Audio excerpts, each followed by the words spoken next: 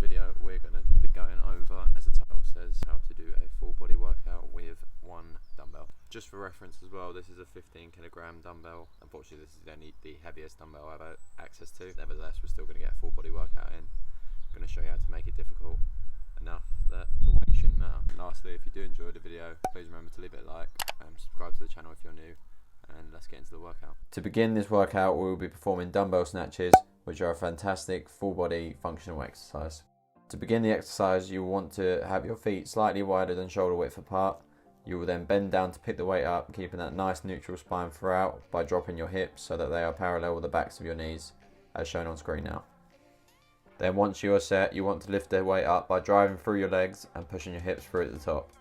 It is also important that the arm that you are not lifting with, you keep to the side as shown to maintain balance throughout the exercise. Once you feel comfortable with this technique, you will then want to combine the second part of the movement by using the momentum generated to then press the weight above your head.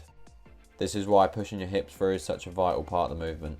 Now what I'm going to show on screen now is a common mistake that I see people making, which is where they separate the exercise into two sections rather than just performing it as one fluid motion. So as mentioned previously, you're going to be wanting to use the momentum that you've generated to perform this exercise as one fluid motion rather than a deadlift into a shoulder press.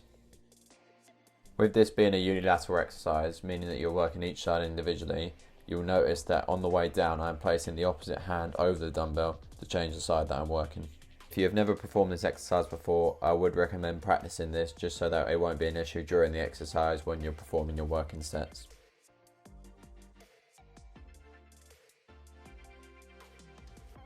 Next up we have dumbbell split squats. Now to begin this exercise you will need a platform that is roughly knee height or slightly above knee height.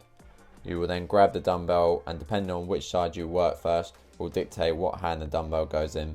For me, this will be in my left hand as I'm working my left leg first. You will then place the top of your right foot onto the surface and this will act as your base. In terms of how far your standing foot should be out, this is honestly personal preference. You can prioritise your quads more by having a shorter stance, but personally I find it a bit more comfortable having a bit of a further stance away. But like I said, this is definitely something that you can play around with. Just make sure that whatever stance you choose, you keep consistent throughout. Now if you find this exercise a little easy, the best way to make it more challenging is by controlling the eccentric. So on the way down, if you count 3 seconds in your head, so 1, 2, 3 and explode back up, controlling in that on the way down will definitely make the exercise a lot harder. Okay, so next up we have dumbbell bent over rows.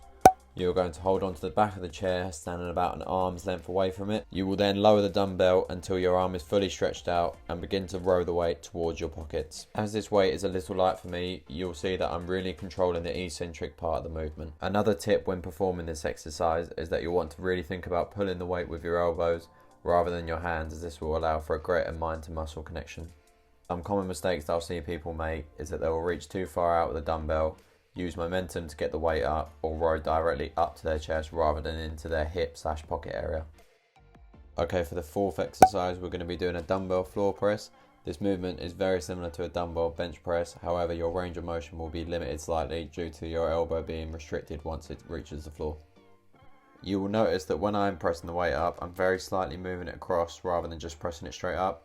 This is just so that you can get that extra little stretch in the pec.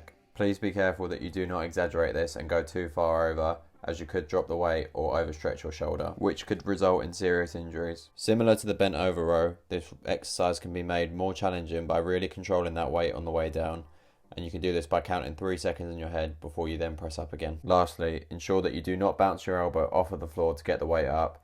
You want to ideally stop just before to keep that time under tension throughout. Moving into the final exercise, we've got reverse crunches. I've ditched the weight for this exercise as I feel it is challenging enough without any added resistance. To begin this exercise you will need some sort of surface to rest your hands on to keep your body stable throughout. Again, I've opted for the chair. You will then lift your feet 6 inches off of the floor and then crunch your legs towards you by lifting your glutes and lower back, with your upper back remaining on the floor at all times. When performing the crunch, I really want you to focus on bringing your pelvis in towards your belly button, as this will help you feel the exercise a lot more. And once you have performed the crunch, begin to lower your legs into the starting position. And that's it for the workout, people. So I'll leave the full workout on screen now, so if you want to take a screenshot of it and give it a go yourself, then feel free to do so. If there's any other types of workouts you'd like to see, please let me know in the comments and I'll be happy to do some more. Anyway, that's all from me, so take care and peace.